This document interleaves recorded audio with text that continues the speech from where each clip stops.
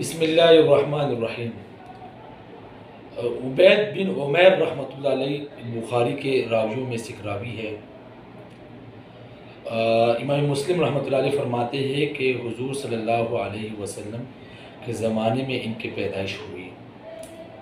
بعض حضرت فرماتے ہیں کہ حضور صلی اللہ علیہ وسلم کی رویت یعنی حضور صلی اللہ علیہ وسلم کو دیکھا بھی ہے۔ بہرحال ایک بہت بڑے واعظ، ایک بہت بڑے عالم گزرے ہیں۔ یہاں تک مشہور ہے کہ ان کا وعظ اتنا خوبصورت، اتنا دل نشین، اتنا اثر انداز ہوا کرتا تھا کہ عبداللہ بن عمر رضی اللہ تعالی عنہ جیسی بڑی بزرگ ہستی ان کے مجلس میں حاضر ہوا کرتی تھی۔ بہرحال ایک واقعہ نقل کیا جاتا ہے کہ ان کے زمانے میں ایک عورت ہوا کرتی تھی، بہت باکمال اور غیر معمولی حسن رکھتی تھی۔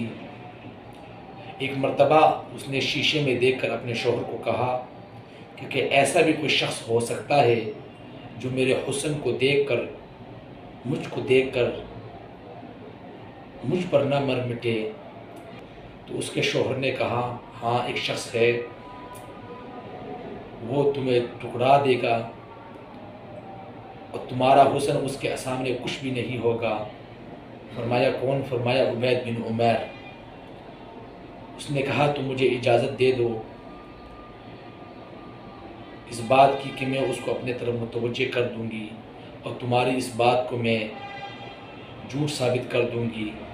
اس نے کہا تمہیں اجازت ہے۔ وہ گئی عبید بن عمیر رحمۃ اللہ علیہ کے مجلس میں۔ وہ اپنے آپ کو ایسا پیش کیا کہ میں عبید بن عمیر پر مر مٹنے پر تیار ہوں، کہ میں بے حد ہی زیادہ آپ سے متاثر ہوں، آپ کے عشق میں مبتلا ہوں۔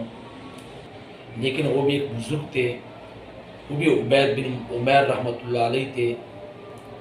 ان نے ان کو ایسی نصیحت کی کہ ان کی ساری تر توجہ عبادت کی طرف مبذول ہو گئی۔ ان کے شوہر کہا کرتے تھے کہ عبید بن عمیر نے میرے ساتھ یہ کیا کام کر دیا کہ میری بیوی ہر روز میرے لیے دلہن بن کر تیار ہوتی تھی، بن سور کر میرے سامنے آیا کرتی تھی، لیکن اب تو عبید بن عمیر نے اس کو راہبہ ہی بنا دیا۔ تو یہ ہمارے بزرگ ہیں، یہ ہمارے جس طرح ہمارے بڑے ہیں اور ہمارے صلحاء سلف صالحین میں سے گزرے ہیں، تو اللہ سے دعا ہے کہ اللہ تعالی ہم سب کو ان کے نقش قدم پر چلنے کی توفیق عطا فرمائے۔ وآخر دعوانا الحمدللہ رب العالمین۔